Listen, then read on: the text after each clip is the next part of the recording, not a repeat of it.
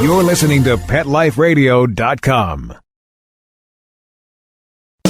Welcome to Animal Rights on Pet Life Radio. This is your host, Tim Link, and I'm so glad you're joining us today. My special guest and my wonderful friend is on with us again today, the New York Times bestselling author, Rita Mae Brown. And Rita Mae is going to be talking to us about her latest book, 9 Lives to Die. So I'm excited to hear about that, find out what's going on with Sneaky Pie and what kind of mischief she's getting into and solving all those wonderful crimes as well. So it's going to be a lot of fun, so everybody hang tight. We're going to break for a commercial break here. You're listening to Animal Rights on Pet Life Radio. Sit. Stay. We'll be right back after a short pause. Well, 4 to be exact. Pet Life Radio, the #1 pet radio network on the planet, joins forces with iHeartRadio to put the power of your pets in your pocket. Awesome. Download the iHeartRadio app and rock Pet Life Radio on your phone, on your tablet, on your Xbox, in your car. Pet talk, pet tunes, and fun pet times. Pet Life Radio and iHeartRadio. Positively Possum. It's dinner time in America, where more pet parents trust PetSmart for natural and expert-recommended foods than any place else. And now, we've added more than 100 new varieties to our already wide selection of your favorite brands, like Simply Nourish, Authority, Wellness, Science Diet, and more. Do what's best for your pet. At PetSmart, happiness in store. Go to PetSmartDeal.com to find out this week's coupon code and save up to 30% on food, treats, toys, and more. And get free shipping on orders of $49. Go to PetSmartDeal.com. PetSmartDeal.com. Let's talk pets on PetLifeRadio.com. Welcome back to Animal Rights on Pet Life Radio. And joining me now is New York Times bestselling author Rita Mae Brown. Rita Mae, welcome back to the show. Hey, Tim, thanks for having me. Oh, it's always a pleasure. It's always a pleasure to have you on board. And Sneaky Pie, I'm sure she's around there somewhere. Actually, she is at my feet at this moment, playing with my shoelaces. There you go. Making sure you get it all right and you're not talking any bad things about her or anything of that sort, right? You know what? Her view of life is humans are imperfect cats. She's got to keep her eye on me all the time. Yeah, if we could ever learn to live a life like theirs, I would say it'd be a great life, but then they'd probably correct us and say you can never live a life like mine because it's so glamorous. You're right. You're a lower life form. Get used to it. That's right, and I'll let you know that every single day. Oh, goodness. So the latest book, 9 Lives to Die. Tell us a little bit about it. You know, I had enormous fun writing it, and maybe I shouldn't say this on the air, but some books you love while you're working on them more than others. Some are just a terrible chore, and you just wonder why in God's name did you ever think you could do it. But this one, I just had a great time with it, partly because I often like to pull together 2 storylines, and one involves a disappearance of, 25 or 30 years prior, and the other one involves an organization in this time, in 2014, to help wayward boys, or boys that are at risk. And these 2 stories ultimately come together, and I just had just a great time. Now, how do you decide how you're going to merge those 2? Are these like hot topics on your mind, or you have an idea what Sneaky Pie needs to work on, and then the new thing happens? How do you merge those things, and how do you come up with that? Well, in a way, Tim, I think the past is always with us. There's things you just don't have to work too hard at if you know a bit of history. And human nature doesn't change. Our fashions change, medicine changes, technology speeds things up, but the human animal is pretty darn consistent. So in some ways it makes that part of it easier. But in this case, everybody knows everybody, including the person who disappeared 25 years ago. So that made it easier, and it was just a freak accident, if you will, or a hungry animal, really, that opens the door to the past. I just had enormous fun. And, of course, the drawings.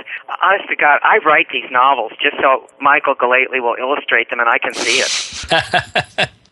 Exactly. You know, and obviously the book's fantastic, as usual, and the drawings and everything keeps it very, very unique. And then I always want to see the lovely picture of Sneaky Pie on there as well. Oh, yeah, the great artiste.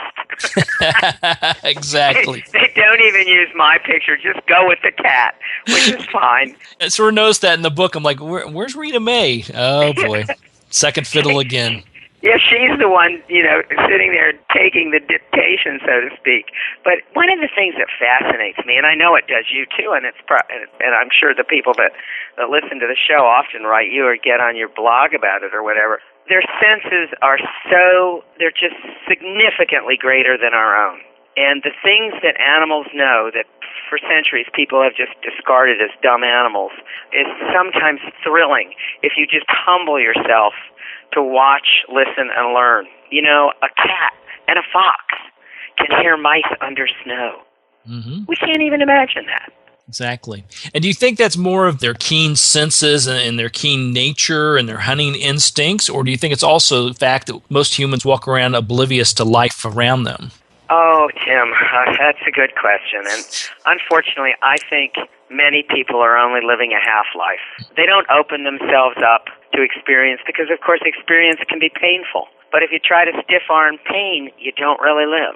Animals have none of those protective devices.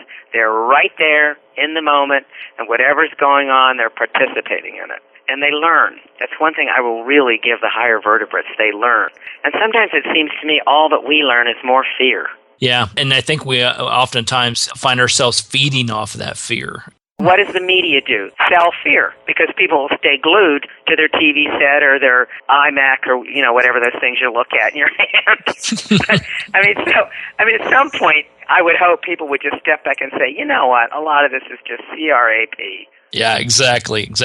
Yeah, I used to say I never watched the news on TV, but now I watch the last minute and a half because that's their feel-good story, The rest of it is just gloom and doom. But you watch that last minute and a half, it's somebody doing something good. So at least we get a minute and a half's worth of positivity out of it all. Well, I don't know if your animals watch the tube, but I always turn it on for the weather because, as you know, I farm, so I'm obsessed with the weather. And they will sit there and watch this darn weather channel, like if there's hail coming down or whatever. And I look and I think, well, somebody should do a weather channel for animals. Yeah, they should. Well, you've seen, have you ever watched Pet TV? No.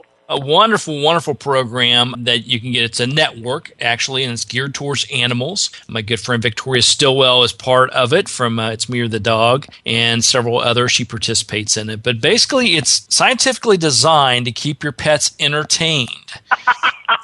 Oh, what a great idea. It's really funny. It's a fabulous idea, and it goes along with the fact that there's certain times of the day when you want your dogs and cats stimulated, so they have hours worth of stimulation of graphics and designs and music, etc. And then if you want your animal to calm down, you watch one that has a more of a calming nature. And when I first heard about it, I thought, well, this is neat. This is kind of fun.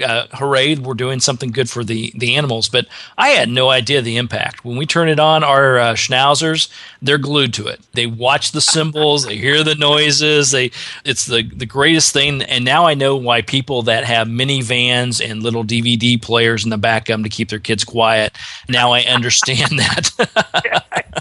Wherever my parents are, in the afterworld, I'm sure they're cursing that they weren't born with those TVs or the cars. But this thing with animals really is interesting. I mean, any predator, but any animal really, is so alive to their environment. So it makes sense if you would show them things that they would normally want to see, whether it's birds or, whatever, they'd sit and watch it. Absolutely. And they'd watch the Weather Channel to see what's going on. And hopefully there's not too much hype on the Weather Channel either. Sometimes we get so sucked into a hurricane that's, 2,000 miles away that... True. Speaking of where we're talking about the pet life, if the animals keep watching, the next thing you know, they'll be learning foreign languages. And that's another thing. I don't know if I read this kind of research stuff all the time, but there's now research, and I'm sorry I can't tell you the university that did it or the consortium of universities that prove animals recognize foreign languages. They don't necessarily understand it, but they know it's different than their own language. Absolutely. I mean, they're very... Isn't that kind of cool? It is very cool. It's they're very in tune with everything. I always tell people that if you communicate with your animal verbally, not only do they understand the words that you're saying, but they understand those images and the projection of visualization that you put behind each of those words, and they pick up on it. They just pick up on it right away. where for us it's a much more difficult task. We get in the way of ourselves. And part of that is, as you were saying earlier, is a kind of overstimulation. Everywhere you look now, somebody's trying to get your attention, usually to sell you something, unfortunately. But it's fascinating how any creature, and this, of course, happens in these mysteries, when the animals need to, they can block out what's around them and focus on the most important thing, which is, of course, how you learn. Mm-hmm. Absolutely. Speaking of the mysteries themselves, taking a look at this one, 9 Lives to Die, how do you come about creating these titles, and is there forward thought to what the next 2, 3, 4 of them are going to be down the road? Not by me. I can't take any credit for Sneaky Pie's titles. Phantom Books, Random House comes up with that. I come up with the titles for my other books. But they're so clever with this. And the problem is I have to try to remember their titles because I write them under a working title. I think this one I called A Winter's Tale, which was sort of cribbing on Shakespeare. But they called it 9 Lives to Die. And, of course, it's much more clever because it involves a long-ago murder. And I thought, well, they really do get it. And I think people get paid there just to come up with clever things, I swear. and they are clever. Well, somebody's got to do it, Rita Mae. Oh, I know, I can't. You're right. But I come up with clever titles all the time, but I'm not sure if anybody else is convinced that they're clever titles. That's the only problem. You never know. And then some of the greatest titles are just so simple, like War and Peace. But you know me, I read all the time, and I'm sure you do too. And there's now a book about Stubby, a book about a World War II animal that, Sergeant Stubby. And I read everything, and I always learn about it, and I keep coming back to the fact that we're really nothing without these friends. Absolutely. And I keep trying to get at that in a different way. I mean, like if you just say it boldly, like I just did, it sort of sounds like preaching, and nobody really likes that. So I just try to show it in the books, and I'm sure, it's the same for you on the air. You can't just keep banging people over the head with what's right or what's real. You got to try to lure them into it. Yeah, exactly. Well, that's a good point. I tell you what, we're going to go to a commercial break here in a second, but I want to come back and talk about that as far as getting the point across about animals. How do you do that in the best fashion? So everybody hang tight. We're going to take a quick commercial break. You're listening to Animal Rights on Pet Life Radio. Sit. Stay. We'll be right back after a short pause. Well, 4 to be exact. I'm not much of a reader, but I do wish I were more well-read. There are so many great books coming out. I wish I could find a way to keep up. Audible.com makes it easy to stay well-informed and catch up on your reading simply by listening. Audiobooks from Audible turn downtime into uptime. You'll be more productive and become well-read. Now I'm able to catch up on all the great books I've been wanting to read. With Audible, I feel smarter.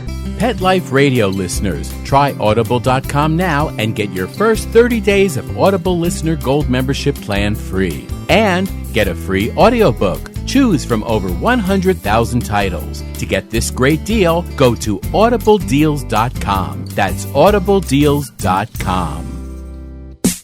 Hi, this is Jody Miller-Young from Bark & Swagger. Tune in for everything pet fashion and more. From fashion tips and runway trends, products and designs I love, to fabulous home decor for your furry friend, you'll find it all here. Be the first to discover the new. So what are you waiting for? Find me on Pet Life Radio. And remember, when fierce fashion calls, Bark & Swagger. Every week on demand, only on PetLifeRadio.com. Let's talk pets Let's talk pets on Pet Life Radio. Pet Life Radio. PetLifeRadio.com. Welcome back. Welcome back to Animal Rights on Pet Life Radio. We're talking to the wonderful Rita Mae Brown today and her latest book, 9 Lives to Die. Now, Rita Mae, before the commercial break, I talked a little bit about, we were talking a little bit about the getting the point across about animals. How do you make people aware of what's going on in the world? How do you turn it into a positive? How do you make them realize how they're a big part of our lives, if not the biggest part of our lives? So how do you go about getting that message across? Do you beat the drum loudly, or do you little jabs to the side to get somebody to wake up about it? Well, with the Sneaky Pie books, A lot of people would discount them because the animals talk, but that's how I try to get it across. And I try not to make them too cute, but I never know if I succeed or fail on that, really. But they do communicate, and their means of communication are far broader than our own. If you consider tails, the hackles on your back, being able to expose your fangs in a much more significant way than people, and all this kind of stuff. So that's one way to do it. In other books where the animals aren't necessarily talking, usually there's an animal somewhere that's close to a human being. And often when the human is in terrible trouble, the animal comforts them, which I think is true in life.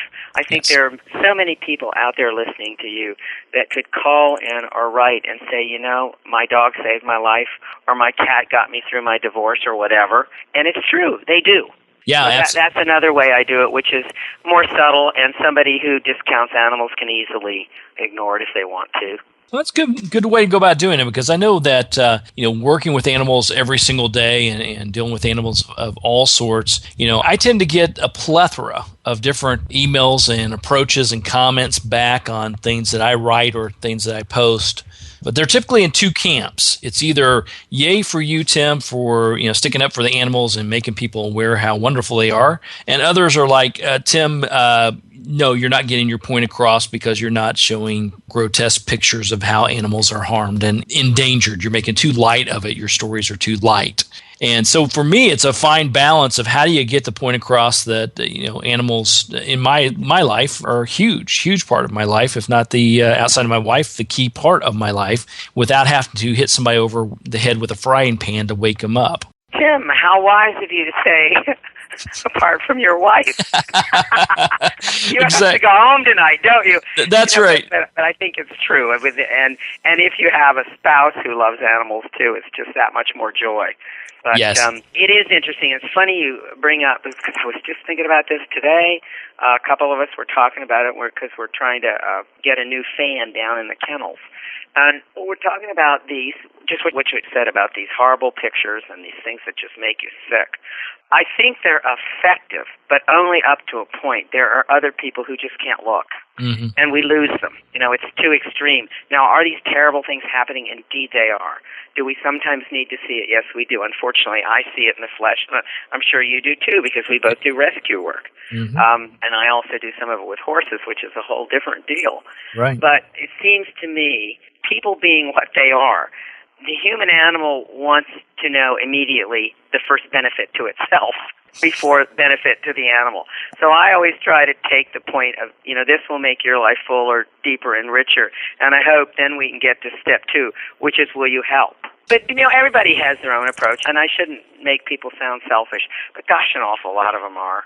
Yeah, it's a fine line, where the human ego always tends to creep in. And I think especially when you're working with animals, you've got to keep that at bay. It's not about you. It's about the animals. So you got to figure out the best way you can get your message across. Do you know any other animal that thinks they can control nature?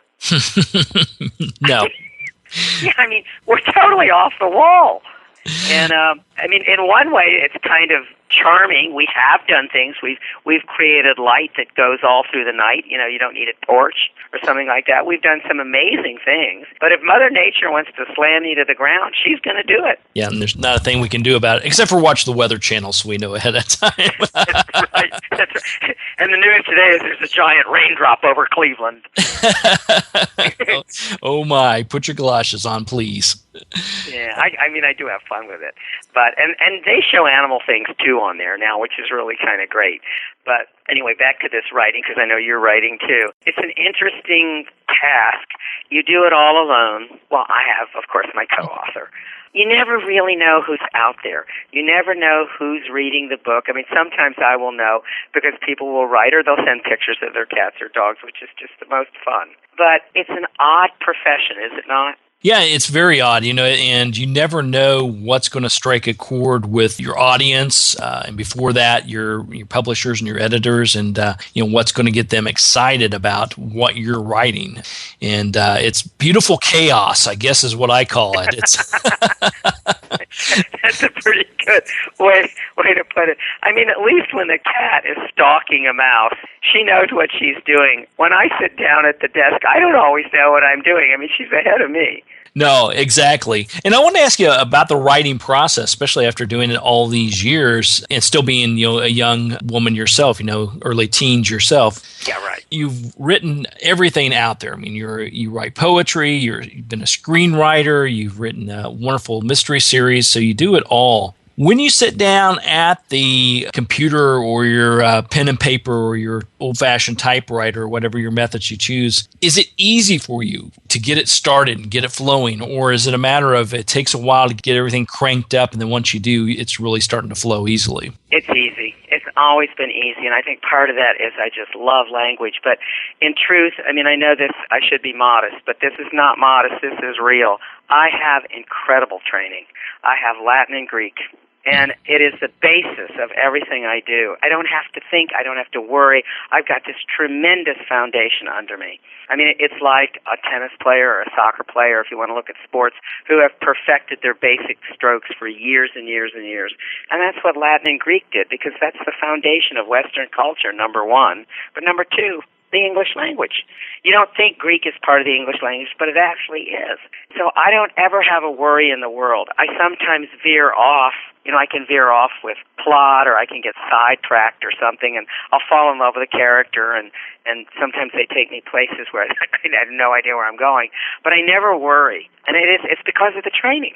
Very interesting. And how do you think writers of today's ilk are trained in that fashion, or are they? They're not. And unfortunately, we've gutted Western culture, whether it's even something as simple as civics. A lot of that has been gutted in high school and in college also. And it isn't that there's not talent out there. Oh, my God, there's tremendous talent out there. But in essence, it's untrained and it's undisciplined. So now what you'll see, and we're all seeing it, is you'll see the one or two hits. A writer will have one or two hits, and then they'll fritter away. Very few can last a long time, and it's because they just don't have the training. It's the same thing with the singer of popular music. How many of them? You can count them on the fingers of your hand. Frank Sinatra. Literally, you can count them on the fingers of your both hands, have been able to last from youth to old age. The reason being they burn out their instrument. They don't know how to control it. Do you think any of that has to do with trying to keep up with what we think the audience wants to hear? Yeah, it's a critical mistake for anybody in the arts. Because if you do that, you're always a victim of fashion. And of course there's fashions, and you may be outdated and set aside for a while, but you've got to keep working. Whether anybody comes to watch you as an actor or anybody picks up your book, it doesn't matter. You've got to keep working, because sooner or later they come back around. You see it over and over again in all the arts. Not just writing. But I do feel so terrible for young people today, because I think they're being cheated. Everything's been made easier for them, which is a dreadful thing to do to the young. You've got that one time when your mind is that open, all of you together, one generation.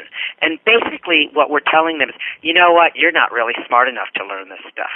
That's a dreadful message. That's very interesting. Yeah, because I'm far removed from my formal education days. That's for sure. I'm sure I've forgotten every bit of Latin that I've ever come across. I vaguely remember my civics classes, but I think talking to I talk to friends and family, nieces, nephews, these type of folks that are in high school nowadays, and get a good friend visiting from who's attending Yale, and I don't think that's part of their curriculum at all. Even an outstanding university like Yale, I don't think that's anything that's even fathomed to be taught nowadays. No, it isn't. In fact, UVA almost cut their classics department when they had that dreadful brouhaha in 2012 where they threw the president out, and then, of course, she was quickly reinstated by the students and faculty. And one of the things was some of the people felt classics were no longer relevant. But you say you've forgotten your Latin. No, you didn't. I'll tell you why. Uh-oh. Charity and love used to mean the same thing, had the same amount of power.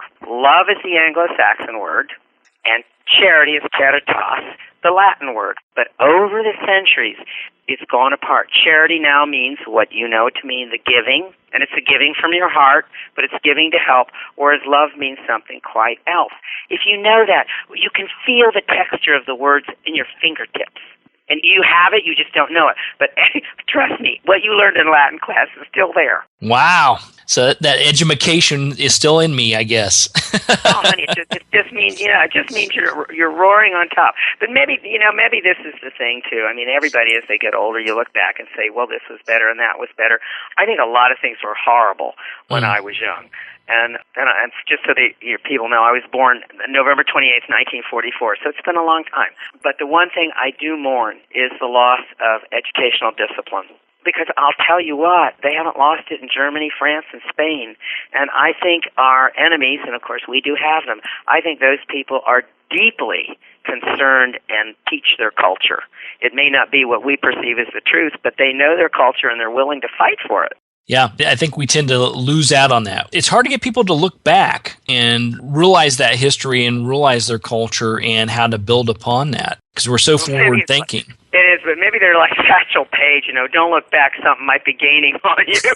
That's right. I don't know. This is one of the big differences between humans and the other higher vertebrates. They have histories, but they don't necessarily know them. We do. Well, at least we do from the written word and also the oral tradition. The myths are basically histories. But when you look at some animals, there's now a school of thought that maybe like elephants and dolphins can pass along their history. It's completely fascinating. I don't know if we'll ever know, but we do have the advantage of if we want to learn from prior successes and mistakes, we can do it. We just have to be willing to slow down and take a look at them and be true to ourselves, I think is what the key is. And that's another thing. When I write the Sneaky Pie Mysteries, I try to stay true to the boundaries of a corgi, which is very different than a collie. They look at the world a little differently, even though they're both herding dogs. They have different personalities, and the personalities of cats. And you think about that, and there's not a whole lot of variation inside the individual breeds. Of course, there's some, obviously. But when you look at the human animal, the variation of personality is overwhelming. Yeah, I think that's true. Do you think that's part of their breeding, or is it more of their society? For us, I think it's one of the ways we learn to survive because we're such a weak animal compared to the others. I mean, we're slow. A house cat can outrun us. We don't have claws. Our teeth are pretty useless for tearing somebody's throat out, stuff like that. And we're a medium-sized predator, so we actually need these kind of things.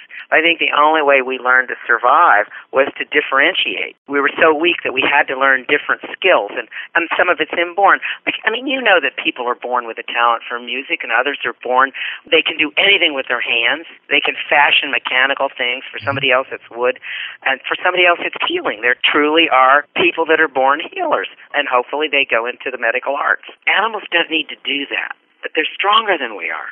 But once we learned that and we created communities, we survived, and now we've survived to the point where we're actually getting kind of dangerous. Yeah, absolutely. But, when you think about it all, it really is kind of fascinating how every species did what they had to do, and the ones that didn't are extinct. Yep, and the rest of us are here to still tell the tale. Well, I hope so. That's what I'm trying to do in my own way. And one of the funny things about at least the Sneaky Pie series, not necessarily my standalone books, is I always try to wiggle something in there that I hope will interest somebody and maybe they'll go look at it a little more deeply. Don't hit them over the head with it, but just give them a little wiggle. Like there's a car dealer in here, a car dealership. Now, you don't see a lot of it, but, you think about the cars sitting on that lot and the interest rate just spiraling for every car that sits on that lot. These dealers have got to sell these things. Mm-hmm. And the personality it takes for somebody to go into something. It's just a little sidelight. Somebody will think about it, somebody will read it and won't. Yeah, exactly. And I love how you intertwine that in there, the little subtleties, because it's, I think, it makes your stories unique. Mysteries are mysteries. They're fun and you like to see the end result. But I like how you blend in a little bit of, thought pattern in it, get you to think about certain things. And I think Can I tell how it starts? Because it's really kind of good. Sure. Well, it's winter. A coyote runs across the backfield with a human arm. It's bony. There's no flesh on it. But there's a bracelet on it. And the tutor, Mrs. Murphy, the two cats, and the dog, Tucker, see this. And the bracelet falls off the arm. So the coyote keeps going, and the coyote ultimately becomes very important to the story. But they can pick up the bracelet because obviously cats and dogs can easily pick things up with their mouth. And they take it into the tack room, and they hide it. It's a treasure. They hide it. But ultimately, of course, it comes to light, and this bracelet creates problems down the road. But I just love the idea of this bony arm with the bracelet on the wrist. I don't know why. I just thought, oh, God, isn't this wonderful? Somebody else would probably think, oh, that's awful. How do you think of the sick stuff? Yeah, well, that's the question. I mean, not the sick part of it, but how do you think about that? I mean, you're sitting here and you're coming up with a story, and you've got a series of great mysteries here, and you're adding to that. How do you decide what are you going to start with? Does it wake you up in the middle of the night and say, "Hey, wouldn't this be great?" Yeah, sometimes I do wake up in the middle of the night and make notes. In some books, you start a little slow. You try to get a rhythm going. And others, you just hit them right over the head with some terrible murder. But if I keep killing off people in Crozet, there's not going to be anyone left. I don't know about this. But it is fun. And of course, what I always do is I tell my friends, if you have somebody you really, really hate, tell me about it, and I'll kill them off in a book. Stick it in the book, and I'll kill them all. I love it. I love it. I need to start writing some. No, I don't have that. Oh, goodness. It's always wonderful to find out what your friends say. Boy, do you learn a lot. Exactly. Well, when your friends pick up the book and they start reading things that they sort of recognize, then maybe they know what you really think about them. Then I need to be on a fast horse. Exactly. Oh, goodness. Well, Rita Mae, we're winding down for today. Tell us a little bit about where activity you've got going on, where people can find out more about you and Sneaky Pie and pick up a copy of 9 Lives to Die. I know there's a website, and unfortunately, I have no idea what it is that Random House has, but I'm sure if you went to Random House and looked up Rita Mae Brown, there would be something. But what I'm doing at this moment is actually I am now writing the next Sneaky Pie, the one for 2015. And it actually starts in 1775 at the Battle of Saratoga. And I've never done that with a Sneaky Pie. I've never gone that far back. And I'm having a lot of fun, and I love history anyway. But I'm finding out a lot of things about a war I thought I understood, and I'm realizing, gee, there's a lot they didn't teach us. Not that it's terrible or it's hidden or somebody's, trying to cover something up. But it was really much more of a near-run thing than we were taught in high school and, grade school too. It's like it's always taught as though victory, we were certainly going to win and this and that. But we pulled that one out by the grace of God and the French. So the French actually helped us in this one, huh? Well, their Navy did, and of course, the money. And we paid for much of the Revolutionary War, and this doesn't show up in the book because it's not germane to the story. Tobacco. We didn't have much else to offer, and Louis took tobacco. Isn't that amazing? And I think tobacco has a little bit to do with your neck of the woods, wouldn't you say? Well, it did. It did. It's an industry that's been destroyed, and all those counties that were formerly tobacco counties have been in permanent crisis for, over 2 decades now. It's deeply upsetting. But also it's deeply upsetting to me. Do I think it's smart to smoke? No. Of course I don't. But I don't think anyone puts a gun to your head and says, you will smoke this cigarette. And I think if people understand the harm, which is significant, they're going to make their own decision. And is not the basis of a democracy getting out of people's way? Some will make good decisions, some won't. You have to learn to live with it.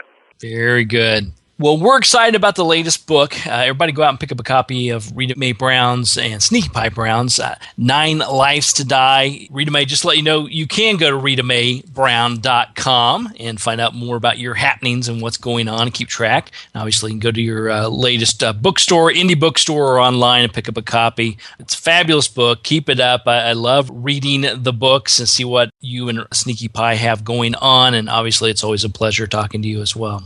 Oh, thanks, Tim, and I'm thrilled with the advances in your career too. So we'll both just keep scribbling. We will just keep scribbling, and hopefully somebody will read it, right? Yes, that's true. All right. Well, we're coming to the end of the show today. I want to thank Rita Mae Brown, Sneaky Pie Brown, coming on board today. 9 Lives to Die. Everybody pick up a copy of the book.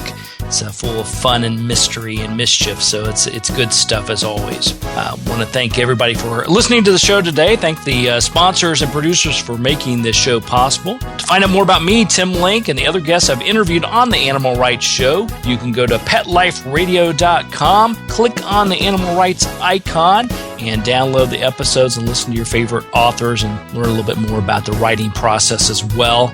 And while you're there, make sure you check out all the other wonderful hosts and shows on Pet Life Radio. There's a plethora of entertainment, so that's PetLifeRadio.com. If you have any questions for me or comments or ideas for the show, please email me. You can email me at tim@PetLifeRadio.com, and I'll be glad to answer your questions, entertain your comments, and bring on the people you want to hear from most. So until next time, write a great story about the animals in your life, share it in a blog, an article, or in a book, and who knows, maybe the next guest on Animal Rights on Pet Life Radio. Have a great day.